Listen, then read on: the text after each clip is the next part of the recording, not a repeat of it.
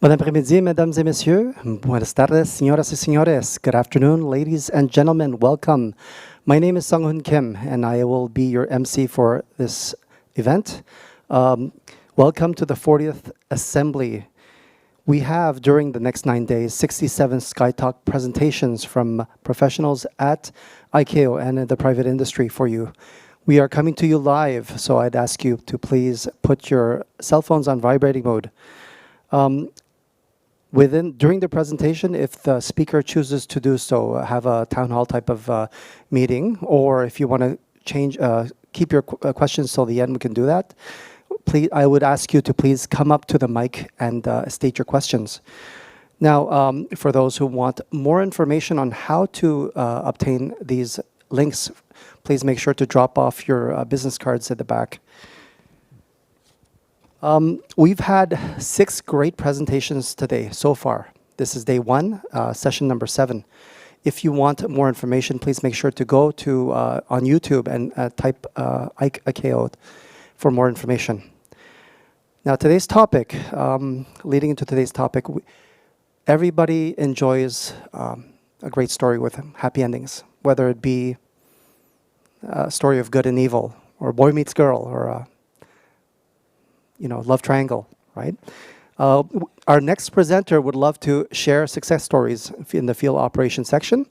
I would ask you to please welcome Daniel Souhami, Field Project Officer at ICAO Technical Cooperation Bureau.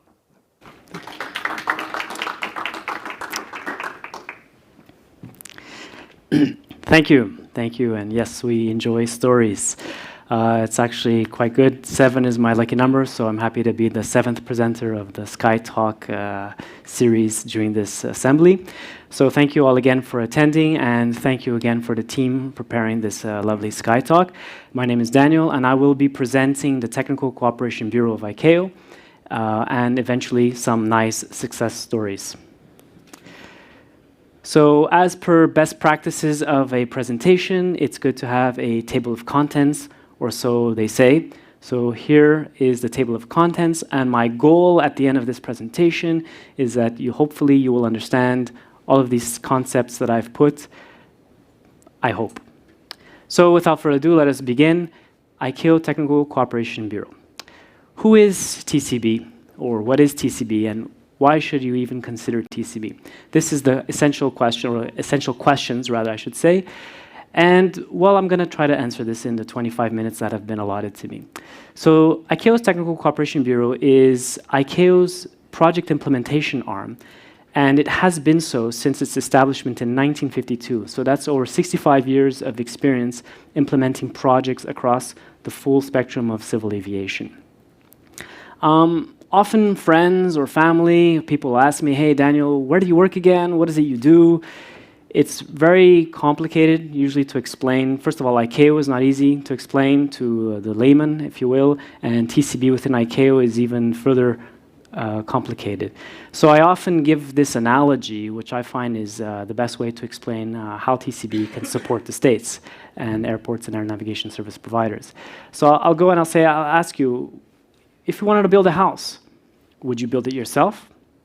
And they'll say, no. I say, okay, maybe you'll hire a contractor, right? And then they'll say, yeah, that's what I would do.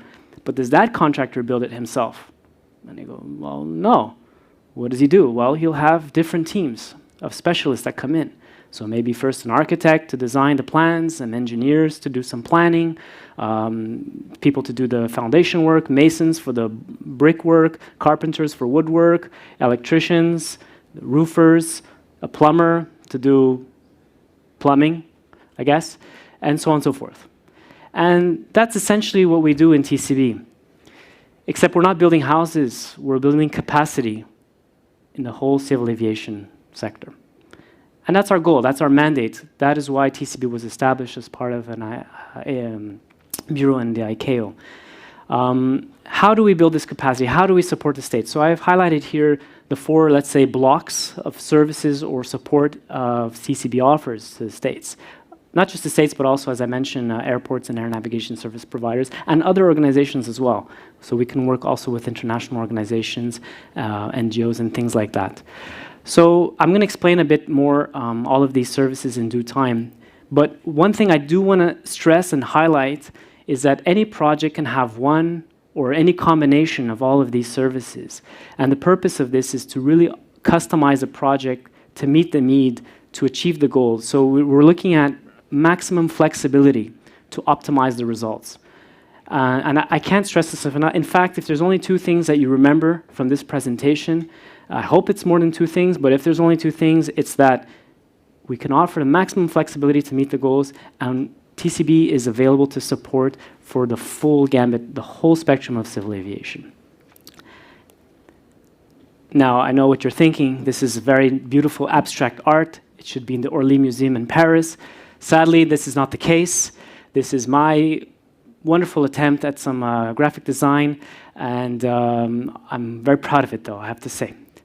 The technicians are going to be upset at me now, but they can just cue the slide, and I'm just going to step over here and explain a few things.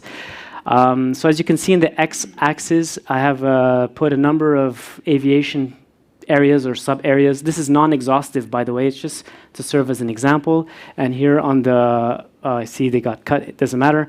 On the left, on the y-axis, we have our different components that I mentioned, the blocks previously mentioned, experts, nationals, procurement, training, and management. I'll explain these, don't worry about it. And these lovely circles, ovals, and wonderful shapes that you're seeing in multicolor, that's fantastic. These are like, let's say, projects. They symbolize projects. So the small circles are small projects, larger circles are, correct, large projects. Excellent. So what we're showing here is that through TCB, we can have projects that take the left, the red dot there, leg. So legal, something maybe you want to review your primary legislation, aviation related. Maybe we send one or two experts to support in that. So it's a smaller project. It's limited to one type of component, one type of service, and one type of or one subset area of aviation. And maybe look at the blue, beautiful oval, which has multiple components, has experts, it has nationals, it has procurement, it has training, and it tackles maybe one or two of the areas, in this case, air and ops. Or the green one, which has a few components, but tackles multiple areas. So why did I do this beautiful graph? You know, they say a picture is worth 1,000 words. I agree, this one is maybe only worth 200 words, but at least you understand the concept of flexibility, full spectrum of aviation, and this is part of the services TCB offers. Speaking of which, let us go on to the services. So I'll start with the procurement service. What's neat about the ICAO procurement services is that it's a full turnkey, ISO certified service that you can go from the beginning, which is definition of needs, drafting of specifications, statement of works, terms of reference, evaluation criteria, the actual tendering, receiving of bids and proposals, evaluation of said bids and proposals, negotiation and award of the contract with selected supplier, up to the management and oversight of the contract until the end of warranty period for a good or the service, after service, let's say. So this is the full thing. Or maybe you just need help for one aspect. We say a la carte, or some people don't like that word, but maybe you just need help with the specs, or you just need help with the definition of the needs, or you just need help to evaluate some proposals that you received, and we're available to support in that. Here are some example of type of goods that we might procure for, again, CAAs, airports, air navigation service providers. As you can see, this is an, again, non-exhaustive list. But one thing I would like to kind of highlight or mention that keep in consideration is that we're procuring these things year in, year out, as I mentioned, for over 65 years. So maybe a CAA or an airport or an ANSP might buy a radar every year or every 5 years or whatever the frequency might be in their case. We're doing this every year for multiple cases. And what does that mean? It means we've acquired a wealth of experience, of knowledge. We know certain pitfalls, certain tricks, all of this that can help drive down costs, which again are passed on to the client. So just to keep that in mind. I'll give, again, examples a bit later in the success stories. Our second main service or block, as I mentioned before, was the recruitment. I would say actually recruitment and administration of personnel. So here, you'll have to bear with me a few minutes.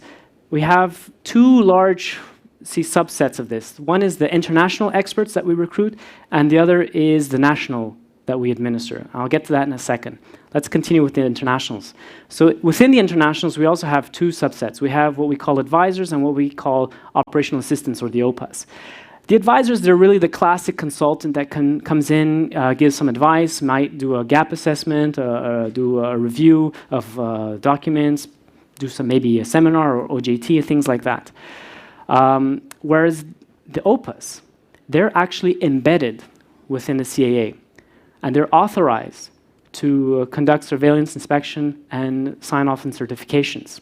So often states who are lacking resources like flight ops inspectors or airworthiness inspectors or AGA inspectors, they might come to us and say, we need an OPAS expert so that we can embed in our CAA or DGCA or what might be, and they will be authorized to conduct those inspections and surveillance. And I'll give a couple examples of those later on. And this service is not often well known, that people don't even know it exists. So it's for me, I like to try to emphasize it a bit, because it is something that is used, and when it's used, it's quite effective and useful, and the states are very happy for it. So now the second one is the nationals. Now the nationals is also not often well known, but essentially through a project, a technical operation project, we can have nationals of a CAA, for example, or another government entity paid through and contracts administered through that project. And you might be thinking, why would someone want to do that? There could be a number of reasons, but I'm going to highlight two of the principal reasons that we've seen. So often when a government wants to transition, maybe they have a aviation directorate under a ministry and it's not a full CAA yet, and they want to create a new autonomous CAA. So through a project, they can have staff be recruited or administered rather through the project while they complete their legislative normative steps to get to the CAA creation, and then they'll be transferred eventually from the project back into the government payroll. Another reason, similar to the OPAs, is that from CAAs and DGCAs, they know that they spend a lot of time, a lot of money to train inspectors, for example. And then they go, they leave. They work in the private sector that might offer more lucrative contracts to them. But through the nationals, then these posts, they have a UN salary scale, which is more competitive. It's more commensurate with the level of qualification and responsibility that these inspectors have. Therefore, hiring them through the project is a way to protect flight risk of these very capable and skilled professionals that then go work in other private sector or even other countries. So that's the nationals. Here is, if it comes, maybe I have to press it again. There it is. There's a few lists. I started putting a lot. It was going to take like 6 slides. Essentially, the bullet point here is that we can recruit experts in any field of aviation. We have a large roster of experts. Some of these are freelance consultants. Some of these are staff that work in other organizations, but they come to us on loan from these organizations, and then we can, in exchange, pass them to the project. So there's many ways that we get these experts. I would like to do a little quick pause to do a bit of math. I know it's the favorite subject of most people in their school life, right? No. So this is just for fun. You don't probably know this, but TCB recruits and deploys, on average, yearly, between 350 to 450 international experts. So these are coming from country A going to country B. And we administer circa 800 to 1,000 national contracts. These are the ones I've mentioned that are embedded already in their CAAs. So that's a lot of people. Now what's fun here is that, does anyone know how many workdays there are in a year? Anyone want to venture a guess? Okay, let's go. Sorry, Harvey? 231. 231, it's not bad. I was going to say 250, but I guess Harvey's done more homework than me. But I just did a quick, 52 weeks, 5 days, you get 260. In Canada, we have approximately 10 public holidays, so we're back to 250. That's 250 work days a year. How many experts did I say? 350 on a bad year, plus the 800 on a bad year. That's more than one international expert per day that's recruited and deployed. And just keep in mind, this is all the fields of aviation. And this is an expert going from North America, maybe to Africa, Europe to Latin America to Asia, Asia to in every field. and sometimes teams of experts. This is quite amazing, a feat. And I challenge, nay, I dare you to come up with another institution that can be so effective in actually deploying that many experts in so many different fields of aviation. And everybody knows in aviation, it's very scarce. We don't have abundance of experts in every field. So keep that in mind, please. And actually, we're going to have another presentation by my colleague Reza Kungu on personnel and recruitment and development of aviation professionals later in the SkyTalks agenda. So I welcome you to come and join that one as well. Project management. So as I mentioned, we have over 65 years of experience. We have a team of professionals, all certified in project management. We manage over 100 projects in over 100 countries every year in all topics of aviation, not just the classic safety one, but aviation security as well, facilitation, air transport, economic policies, you name it. All of this experience, all of this knowledge, we want to pass on. It's our mission. We're not a commercial outfit. We're part of ICAO. We're part of the UN family. There is no profit. We operate strictly on a cost recovery. And it is really our goal, our mandate, to support the states through these projects. And this is what we have been doing, and this is what we will continue to do. In addition to that, so not only are you getting, as I previously mentioned, the flexibility, the best value for money in the procurement components, but all our projects, again, because we are ICAO, have to be SARP compliant. This is a goal. This is one of ICAO's main reasons for existence, if not the only reason for existence. And I have a case once where a state, they went to another agency for some technical assistance, and in the end, the project, when they got the audit, lo and behold, there was no significant increase in their implementation, and their effective implementation rate, sorry. So they had to come to us for that support. So this is our commitment, again, is to ensure that all our projects, all our procurement actions, all our experts, all the advice that's provided is in full accordance with the SARPs. The success stories. I actually don't have much time left. So I put a few examples here. And actually, it's not so much the story that's important here. I don't want you to think, oh, okay, they did A, B, C, and D, or they've supported that country, that country.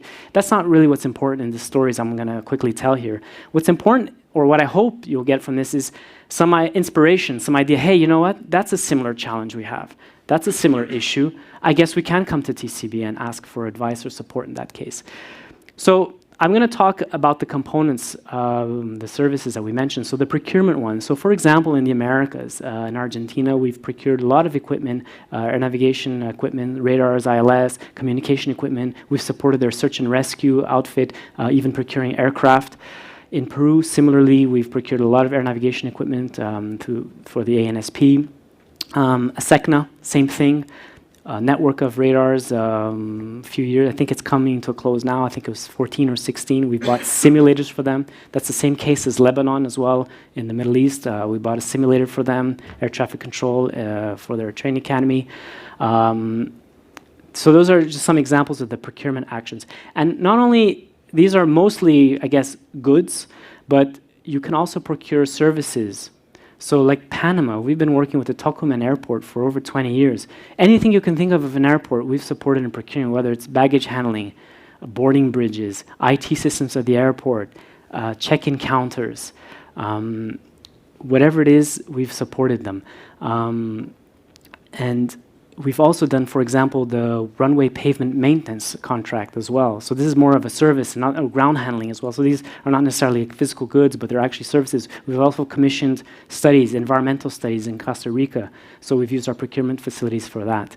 On the expert side, so for example, in Brazil here, we recently have a project where we've deployed a number of experts to do these advanced studies for them, economic policies, aviation security, cargo operations, just to name a few, safety in regional airports. Similarly, in Namibia, we used both advisors and OPUS, helped them establish a new CAA. We also had nationals. This was a very comprehensive project that's been ongoing for almost 10 years, and it's coming to its conclusion now, and they're very satisfied. In Singapore, for example, we helped the Changi Airport with their construction of a third runway and to do studies to make sure the airport could remain operational safely while the works was done. Kazakhstan, they had SSC. Through experts, both advisors and OPUS, we helped them remove that SSC. Similar in Indonesia, we went from Cat 2 to Cat 1 through a safety project with our experts. Saudi Arabia, one of our longest running expert projects, we have a number of OPUS experts conducting surveillance and certification for them.